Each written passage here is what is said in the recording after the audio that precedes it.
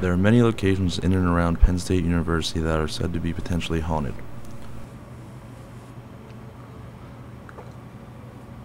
One of the most common places where people experience paranormal activity is the library stacks. The stacks are a part of Patee Library. The library was constructed from 1937 to 1940. The stacks building was then added in 1953.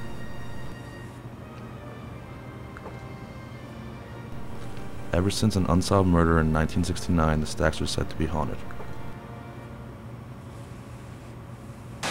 Well, what I did in the stacks was I worked in the basement and we did this process that's called shifting.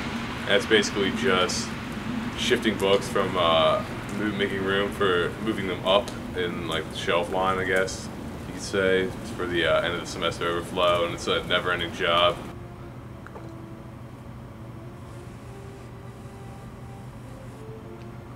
I was shifting one day in the basement with my, I guess you could call him like manager, Dave, and these two girls came down and they asked me, they're going ghost hunting, and they asked me if they knew the whereabouts of the ghost. And I'd heard stories about it before, about how somebody's murdered in the stacks, but Dave came over and he took us all to the area. It's like in one of the junction, I guess, intersections where the stacks connect with where the basement connects with the rest of the stacks. He showed us where it was and told us the whole story, and basically said a woman was murdered in there. The spot where it occurred was a level 2 core. The young lady that was terribly murdered was Betsy Ruth Armsma. The murder took place on November 28, 1969.